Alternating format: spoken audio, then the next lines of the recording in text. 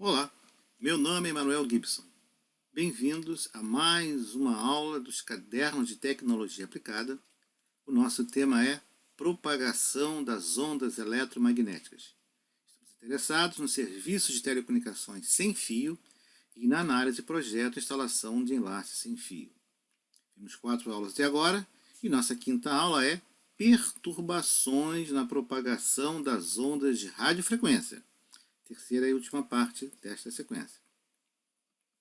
O objetivo da nossa aula é apresentar e analisar os efeitos de reflexão, desvanecimento seletivo em frequência, interferência intersimbólica, multipercurso, retardo e eco.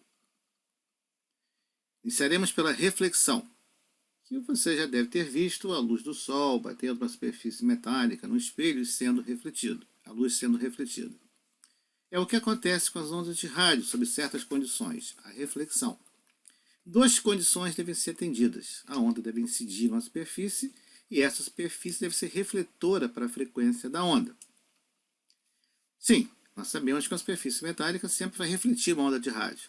Mas e outros materiais, como granito, água salgada, água doce, solo, asfalto, objetos como prédios, grandes massas d'água, ou mesmo montanhas, podem refletir o sinal.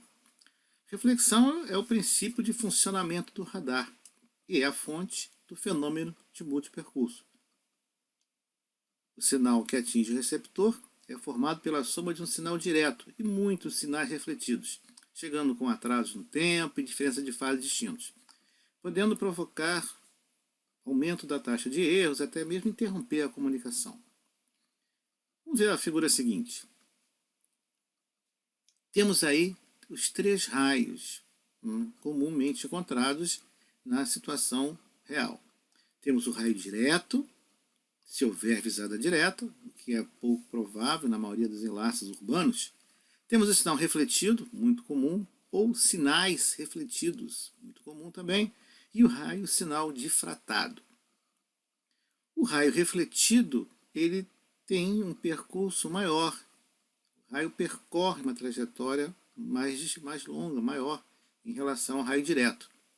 Se nós quisermos calcular a diferença de fase entre o sinal direto e refletido, utilizaremos a equação que está mostrada. Os parâmetros da equação. E agora vamos nos preocupar com o retardo do tempo. Usaremos a equação mostrada. E aí são os parâmetros da equação.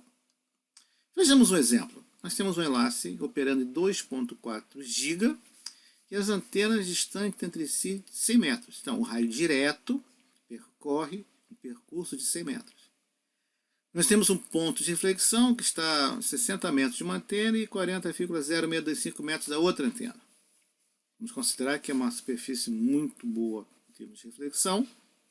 E nós queremos saber a diferença de fase entre os 2 projetos e o retardo. Então, nós estamos preocupados com a fase e com o tempo. O percurso refletido, então, tem 100,0625 metros, a soma dos 2. Já o percurso direto, 100 metros. Substituindo a equação, obtemos que a fase é 180 graus. Ora, nós sabemos que quando temos 2 sinais em oposição de fase, ou seja, 180 graus, existe um nulo. Os sinais se anulam entre si. Haverá uma grande atenuação do sinal. Ou seja, para essa frequência que está acontecendo em 2,4 GB, a diferença de fase é 180 graus. Se você substituir na equação outra frequência que não 2,4, para essa mesma situação, a fase já não será mais 180. Por isso que ele é seletivo em frequência. O retardo, basta substituir a equação e teremos 0,2 nanosegundos. 2 fenômenos surgem então da reflexão da onda. Um desvanecimento seletivo em frequência e um atraso no tempo, que vai fazer com que o pulso comece a ocupar o espaço, o tempo de um outro pulso, chamado de interferência intersimbólica. Fizemos o desvanecimento seletivo em frequência. 2 sinais se somando e a fase entre eles a fase relativa é de 180 graus. Veja na figura, conforme vamos andando em frequência, para uma certa frequência, para uma certa situação geométrica, nós temos praticamente anulamento. O sinal, a amplitude do sinal recebido vai praticamente a zero, uma fortíssima atenuação. Aí temos um nulo de sinal, 180 graus ou meio comprimento de onda. A interferência intersimbólica vai reduzir a taxa de dados e aumentar a taxa de erros. Uma solução é reduzir a taxa de dados, como vamos ver mais à frente. Uma solução para reduzir o efeito perturbador do multipercurso, da interferência intersimbólica, é a modulação OFDM. Vejam a situação. Temos dois pulsos, pulso 1, o bit 1 e o bit 0, ocupando respectivamente os períodos T1 a T2 e de T2 a T3. Se o sinal refletido com a informação do bit 1 chega atrasado de ΔT, parte do sinal, parte da energia do bit 1 começa a ocupar o espaço, o período de tempo alocado para o segundo bit, o 0. E se essa energia for suficientemente elevada, o detetor vai achar que chegou um bit 1 e não um bit 0. Então aí nós temos o bit 1, o bit 0 e no meio o bit 1 atrasado. É um problema difícil de resolver porque esse bit 1 que chega atrasado é a informação desejada, na frequência desejada. Ele apenas está atrasado. Certo? Então temos aí a situação em como é que nós vamos trabalhar com a taxa de símbolos. O exemplo 2 vai trabalhar sobre isso. Agora nós temos os dados do problema, e nós agora queremos saber o seguinte: quantos por cento do pulso está sendo ocupado pelo pulso anterior? Ou seja, o pulso anterior começa a ocupar uma parte do período de tempo do bit seguinte. Quanto que está acontecendo? E se nós quiséssemos que fosse só 5%?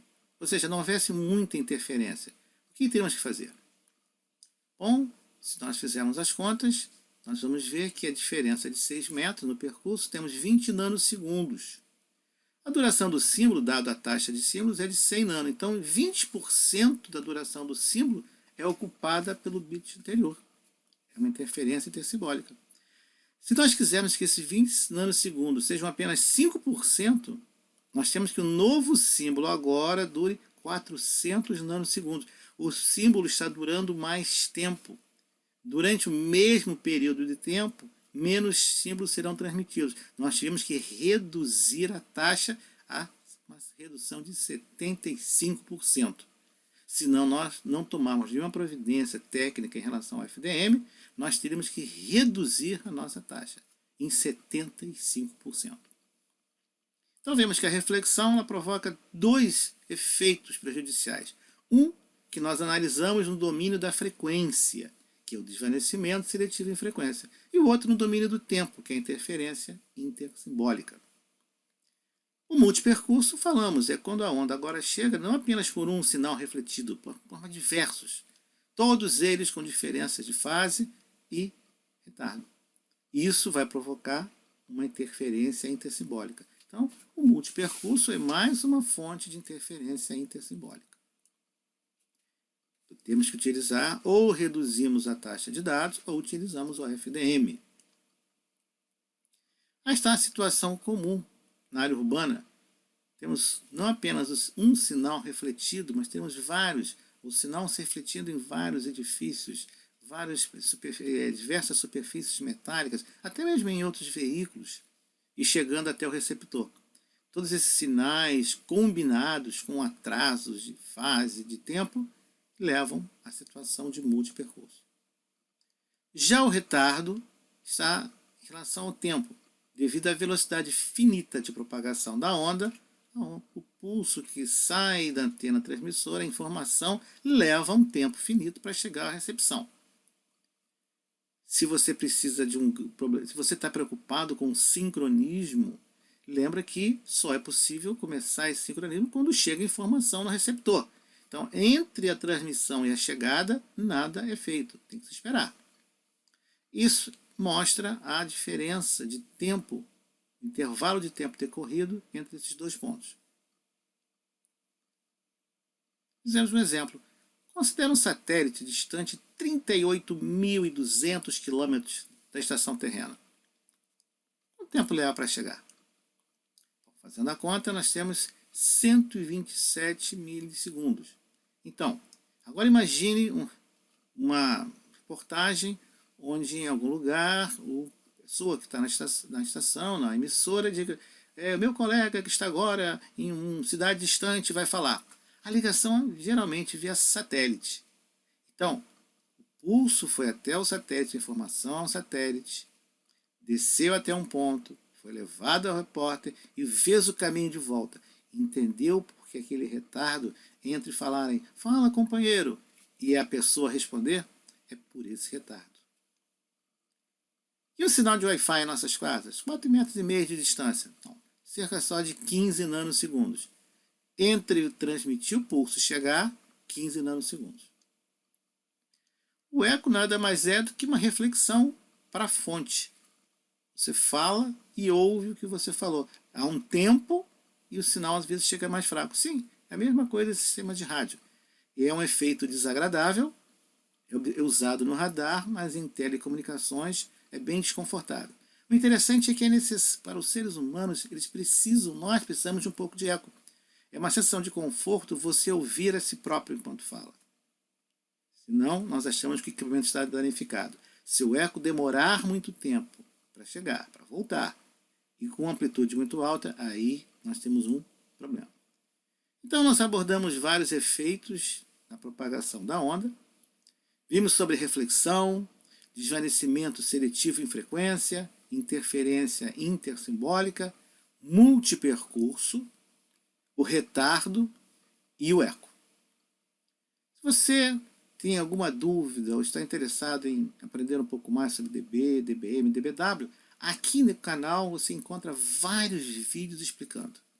Se você quiser aprender mais ou aprofundar seus conhecimentos, uma referência é o livro Medidas em Telecomunicações Eletrônica, publicado pela editora Senac, Rio de Janeiro. Então, encerramos aqui a nossa aula 5.